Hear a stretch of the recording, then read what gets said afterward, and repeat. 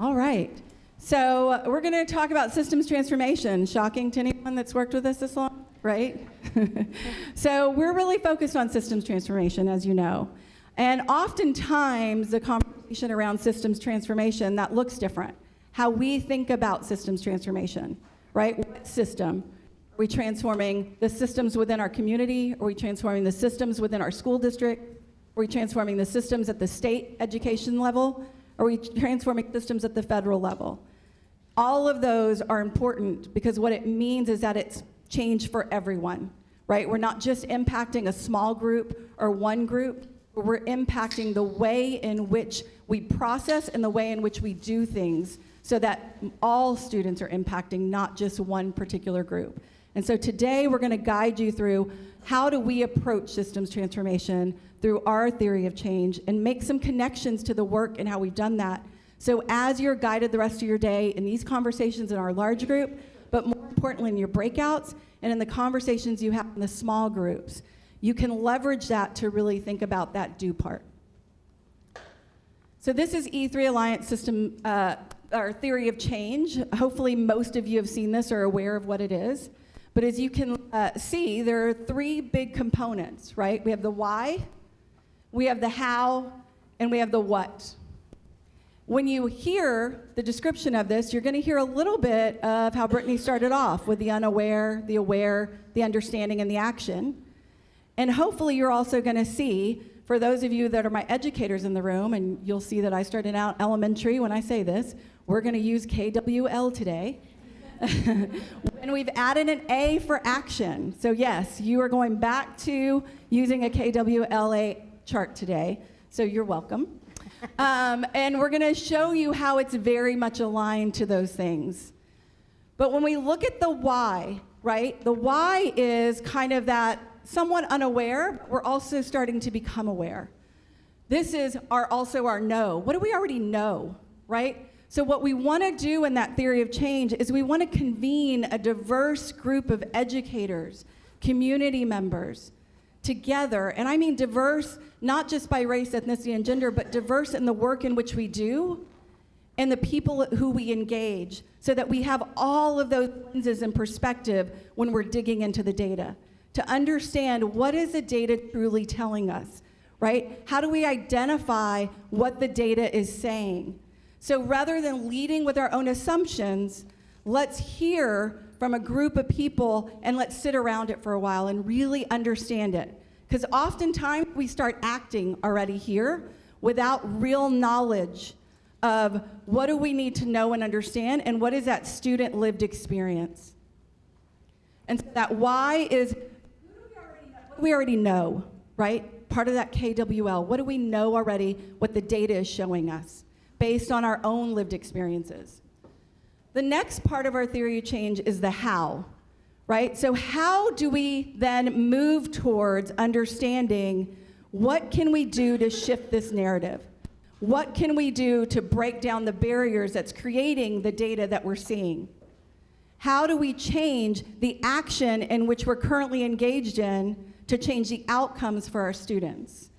And so that how becomes important because we have to build a common agenda.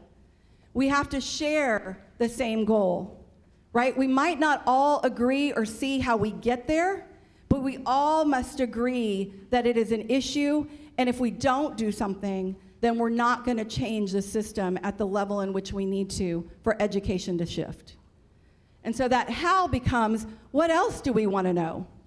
What have we already learned? Right? So in that KWL, that's that W and that L part, the how. And then the last part of our theory of change is the what. And this is the action. This is the do, right? What are we going to do about it? How are we going to change practice and build capacity of everyone in that school building, in that school district, in that higher ed institution, in that capital, to make sure that the systems we are changing are for the better of students? Not based on assumptions, but based on our understanding, what we've learned, lived experience, and what we've heard from our students and families. Because their voice is extremely important in this work. So that's where we get to systems change, and that's what action are we going to do? Why we added the A to our KWL chart, right? So when we're looking at systems transformation, I'm going to give you a couple of case studies of how we've done this work. And there's a lot of people in this room that contributed to the success of this. A lot of people. I wish I could name them all because they're incredible educators and advocates for this work. But here's a good example, and kind of put it in that KWLA chart for you to understand it. So when we start looking at our data, and you have our blueprint report in there, right? Some of our most recent data of what we see in education, all the way from early childhood to post-secondary enrollment, persistence, completion. But what we saw early on is that pre-K enrollment was significantly down in Central Texas. And we had some assumptions based on what we were seeing in the data that we knew pre-K was important, but we needed to understand that more. So we convened multiple groups together. We worked with community partners like United Way to really understand. We brought in pre-K experts from our campuses and our school districts to understand why are we seeing this in the data, and what do we know about pre-K, right? And so what else did we need to know? We needed to understand the barriers. Why are eligible pre-K students not showing up? So like Brittany did with the brothers, she needed to understand why they were disengaged in that moment that she saw them. We needed to understand why are they not coming? Not create some fancy ad to say, okay, pre-K is important, everybody come. We needed to understand what that was. And by doing that work, we learned a lot of things about access was not communicated effectively to the communities that needed to hear it most, right? We learned about the importance of pre-K, how it impacted both social emotional learning, but then academic skills as well. That students who go to pre-K are 3 times more likely to have things like social emotional learning, literacy skills, communication skills, that prepare them for kindergarten, that is tied to 3rd grade reading and math on time, grade level, right? So we saw all of these connections. Once we understood that, once we learned that, we spent some time really digging into the data and bringing and convening that diverse group of experts together to understand it. Then we started testing strategies on ways in which we can inform the community and grow our pre-K enrollment. So much so that data and support in this work actually changed legislation at the state level, maybe one day the federal level, that we have full day pre-K. Yay. And there's a lot of people in this room that contributed to that. So this is that systems transformation. This is that theory of change process, right? What I want you also to hear, hopefully you heard in that dialogue, it doesn't happen overnight, right? And oftentimes, and I was guilty of this when I was in the classroom, we want change to happen fast because we want the student to be impacted then, and there's nothing wrong with that. But the reality is, if we're going to do it right, sometimes it takes time to get there and to really understand what needs to change or what is a promising practice to get towards the systems transformation that we're seeking. Here's another example, our most recent. So things that we knew, right? We had HB5. How many are familiar with HB5? It removed the 4x4, right? We could kind of boo that. Hopefully most in the room would. Well, it removed the requirement for that 4 years of math.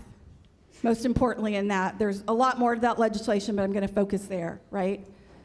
That alarmed D3 because when we looked at our data and we continued to look at it longitudinally, we understood that math was a huge indicator for post-secondary readiness and post-secondary outcomes.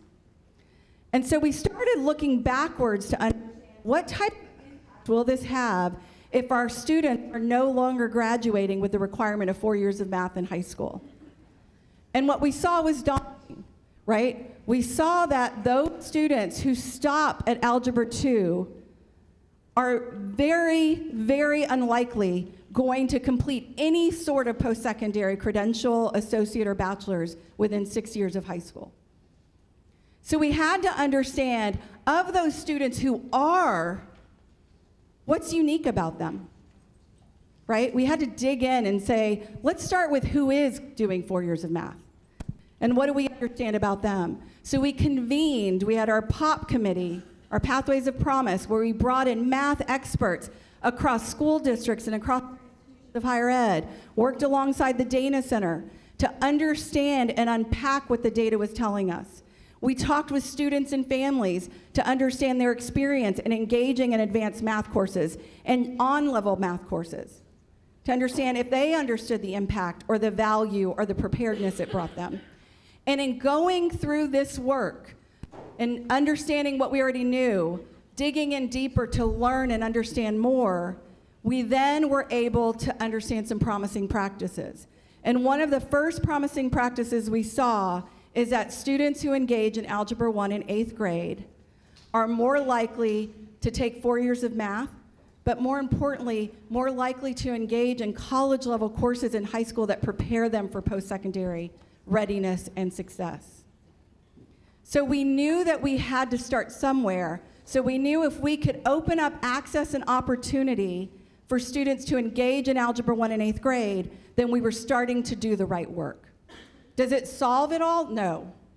But it starts us in the right direction. It is action to move us to where we need to be, right? There was a huge disparity between those students that were engaging in Algebra 1 and those students who were not. Predominantly, our Latino, our Black, and our students in low-income households were not being placed in Algebra 1, even though they were showing readiness on our state standardized test. Even though they were performing at the same level as some of their white and Asian peers.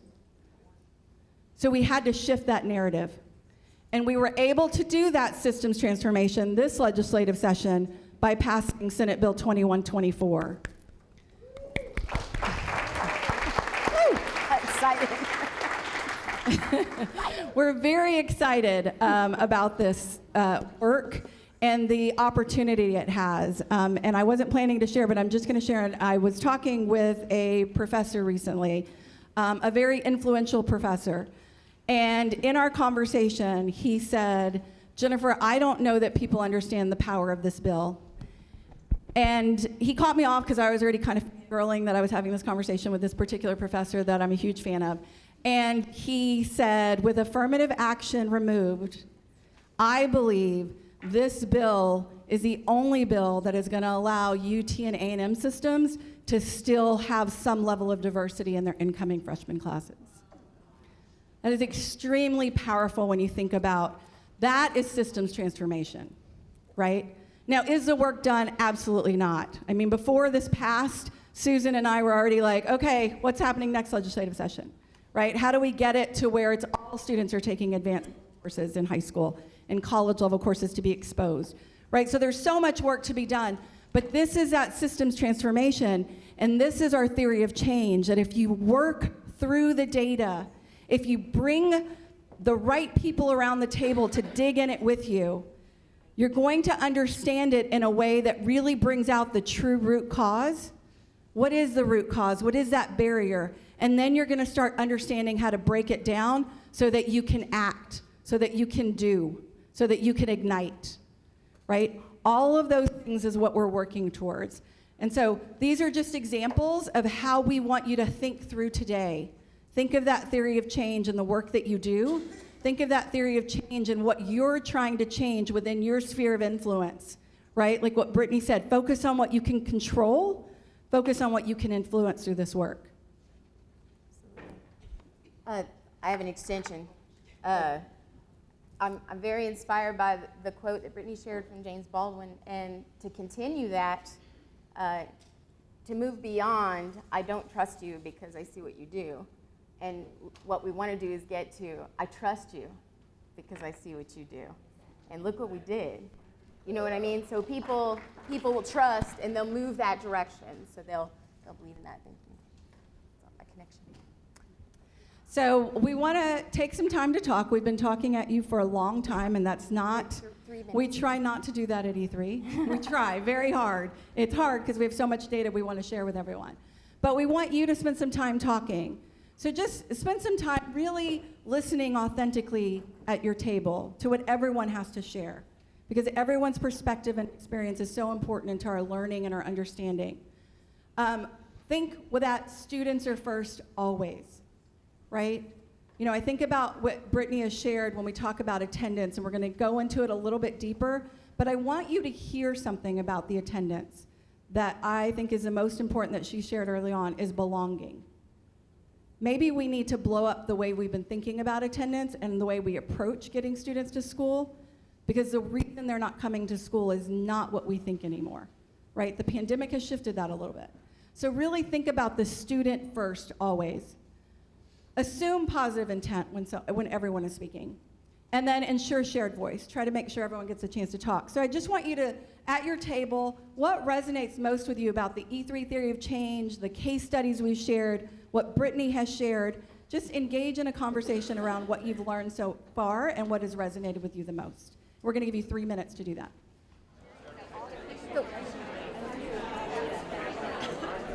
Just to make it lively and fill the room with our collective voice, what I'm going to do is I'm going to shout out the beginning of our theme today, Ignite, and I'd like you to tell me back, change, okay?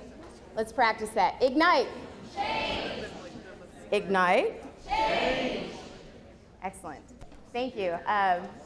So anytime we do that, that's when we want to bring you back in. Thank you for engaging in that conversation, listening authentically, and checking in with what resonates with you, because we know that's a big part of moving from know better to do better, right?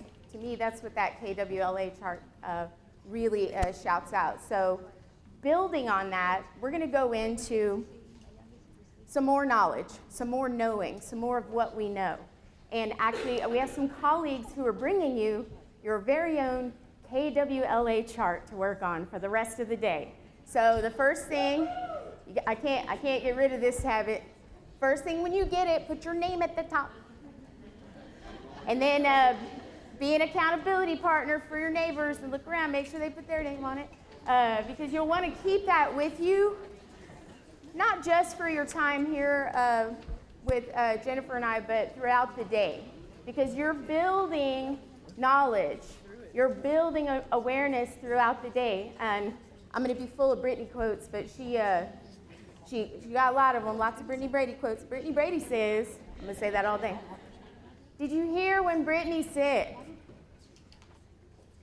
I got my notes here, I sought them out because I saw that they were disengaged. That was so powerful. I sought them out. And isn't that what we're all doing? And then what Jen said is, then I had to check myself and I don't know what I think I know. So I have to go in with that open mind. So I'm gonna challenge you to do that as you make decisions about what you capture on your KWLA chart.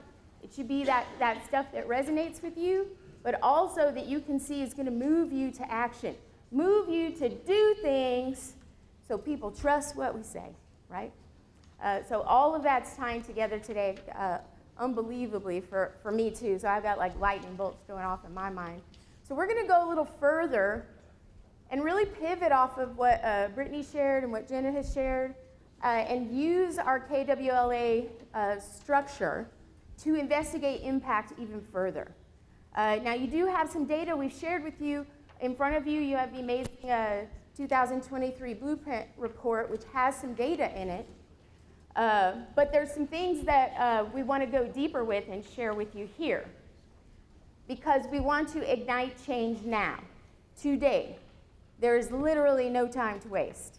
And here's where we really lean in together and make the most of all of the work you did to get here today, to be with your colleagues, to be in this room with this energy, and to really start to ignite change. And we want to capture things in this process that Jen has laid out for you. So again, we have these brought around. So this is your tool, your anchor to why you're here in this room, listening to us, sharing in this understanding, so we can build that awareness and understanding, and then move to make actions that make change. So I'm going to go on and share some more data with you. First, the thing I'm going to do is activate your prior knowledge. You're welcome. Because this is some data that was shared with you before. It's worth looking at again for sure, yes? So there are things to be learned simply from looking at this particular chronic absence data representation. There's a story here. There's also questions to be asked, right?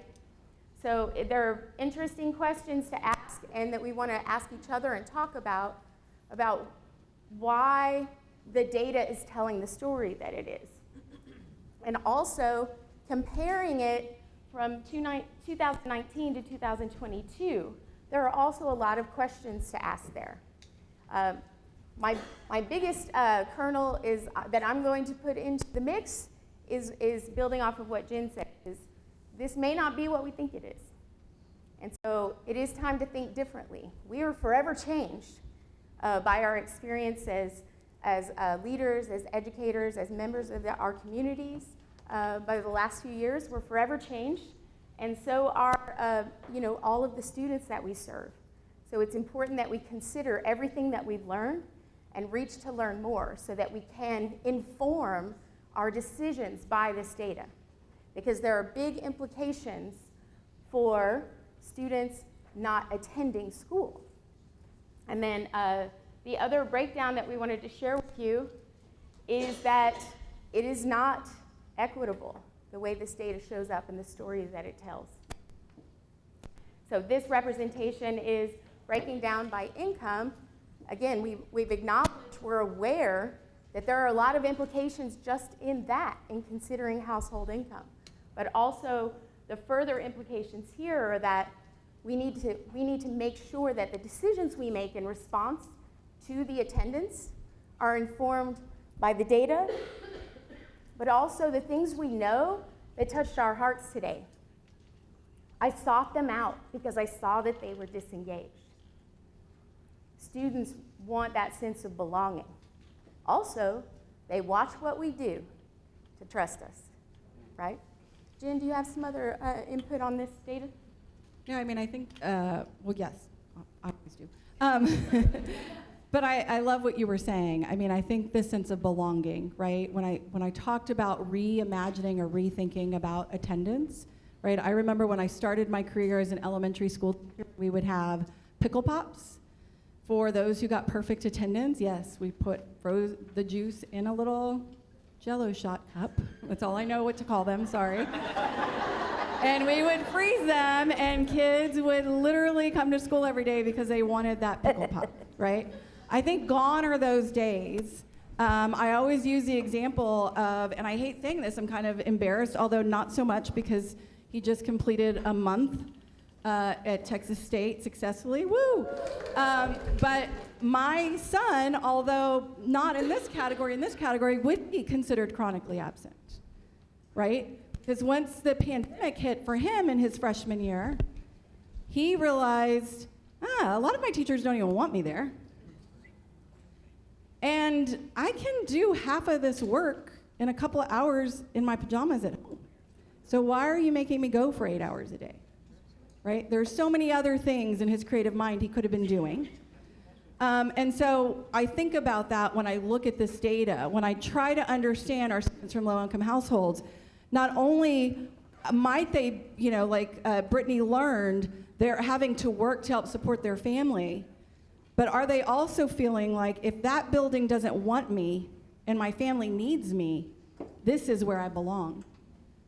If they're thinking, I'm a really smart kid and I could get this done online in a couple hours and support my family, then I'm gonna figure out how to do that, or hopefully someone will reach out to me and help me figure out how to do that. But right now, my priority is here, right? And so I think we have to shift the way we think about attendance and what that word means and the power of that word that we have within our classrooms, right? Our attendance officers are great. Home visits are fantastic.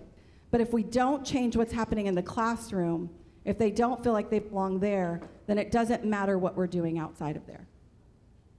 Jen, I'll build off that. I I had some learning myself recently that said students average 85 to 90% of their day is in a classroom. And just to, if we root that in what Brittany shared a moment ago, and that is, if I go to even, let's say, secondary, and I go to 7 to 8 different rooms in a day, if even one of those rooms has a micro message for me that I'm not welcome, that's going to land, right? That's really going to really influence their decision about what to do next. And we know this is real. We have this data to look at, but something we need to consider is the data that Brittany shared and the data that Jen just shared. This is not chart data, but data that informs how we are aware of what's going on, what story is being told here. And actually, in the Blueprint report, you'll find this. In another area of research, there were some interviews conducted with students, and this is their, the feedback is that they need a sense of belonging. They need to feel like they belong, and that's synonymous with welcome, yes? So it's important that we think about that today, because you're going to make some choices after your time with Jen and I, and you will have choices to go learn about things, and they all impact this attendance data and are impacted by this attendance data. So something to carry with you forward. We are actually going to give you another opportunity to talk. You'll have 3 minutes at your table to consider this. What connections are you making between what Brittany shared, what Jen and I have shared, and we've added to your talk time practices, you have your KWLA chart with you. So if a colleague at a table says something you want to remember, or you're already got a question going for your W section, what else do I need to know? Be sure and capture those in this time. So we're going to give you 3 minutes to talk, and listen for us to yell ignite, Maybe so 2 you'll know when minutes to come to back. talk. Oh, 2 minutes, okay. And go, 2 minutes, go. Ignite. Ignite.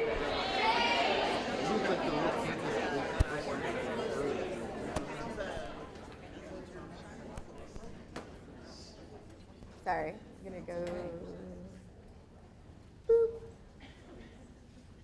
All right, we're skipping ahead. This is a good one. And then We're getting cut off sooner than we thought. No, I'm kidding. We've talked longer, surprising, Terry and I together. So, we're looking at how we ignite change, right? That's kind of the theme, and that's the message. We have to act, right? We know what the data is showing us, based on what you see within our Blueprint report, based on what you're seeing and the work in which you do. And so we know we need to act now. And so when we ignite change, we have to think about it as we're bringing that growth mindset, right? Come in with that growth mindset. Participating is thoughtful, collaborative learning experiences, right? We can't do it in a silo, and we can't do it on our own. We have to collaborate with others so that as we're learning and understanding, we're getting those diverse perspectives to really get to the true root cause. We have to recognize it's hard, right? Change is not easy, and it can't happen overnight if we want to change the right things to create the right impact that we want to see. And so know that. This doesn't mean you take it for years, right? It also doesn't mean it might not happen in a day. But be okay with it not being fast. Focus on the root cause. I can't tell you as an educator, both sitting in the space as a teacher or administrator, I made a lot of assumptions. And that is one thing that I feel like I'm continuously working on, and I have to tell myself, don't make assumptions, don't assume, walk into this conversation not assuming anything, right? And it's hard, especially when we think we know so much. But don't make assumptions, because I'm sure that have children of your own or work still with children, I learned so much from my kids about education that I'm like, oh, I didn't know that. Well, shouldn't you, Mom? You're in education. So analyze to that root cause, and then plan for action. Go in with the mindset that we are going to act, that we are going to do, that we are going to change. Because that's how we're going to ignite it, right? We already have to be thinking we're going to do something. We just have to figure out what is the right thing to do based on that root cause. And don't spend too much time on the concern, right? Yes, and don't spend too much time on the concern. So we promise we did not steal this from Brittany like in the little corner right away. We started laughing when we saw it. We're like, great minds think alike. Yes. So focus on what you can control and influence. Don't focus on what you can't control, because then you get nowhere and you continue spinning your wheels and feel like we're getting nowhere in education. And you are, right? There are some great things happening. There are some promising practices everywhere. You're going to hear about them and see about them in our breakout sessions. We have lots of incredible partners that are going to explain to you the systems transformation process they went through, how they used our theory of change, meld with their theory of change to get to those promising practices, to ignite change, to be the doers. So make sure that you're focused there. And so we just want you to stay in this space, right? You've learned a lot today through Brittany, through our blueprint report that's in front of you, through the data we've shared. So really go into the rest of your day thinking about, what do I want to learn? What do I want to learn today and take away when I know all of these diverse educators and practitioners and community members are in this room? And then what am I going to do about it? I'm gonna go here. Yeah, we're going to, okay, skip. So as we transition into, we're going to have a short break, give you some time to stretch, get some water, get a drink, and then we're going to move into at 10. We have 4 different breakout sessions for you. They're also in front of you on your tables. There's also a QR code if you want to pull those up so that you can see. But as you can see, we have 4 different opportunities to learn more about different promising practices that are taking place across the education continuum, whether it's early literacy that you're focused in, whether you're focused in secondary, whether you're focused in higher ed or workforce, there is a session for you. But go in there with the mindset of, what do I want to learn? Capture these things on your KWLA chart for us. As you're moving into break, as you're stretching your legs and getting water and deciding which breakout session, you have some beautiful flamed colored Post-it notes on the table. We want you to ignite change. We have our Ignite Change wall in the back. Carl, our can you fearless wave at us? development leader, is going to wave his hand. You'll see those Post-it numbers blended into the wall. Right behind Carl. Write on your Post-it note, what change do you want to ignite or show off? What change have you ignited, right? Oh. Give yourself some kudos. What change do you want to see ignite? Or what change have you ignited? And put that on that wall as you're transitioning from this session to a breakout session. All right, we look forward to coming back together after your breakout session and hearing what you've learned and how you're going to continue to ignite. Thank y'all. Thank you.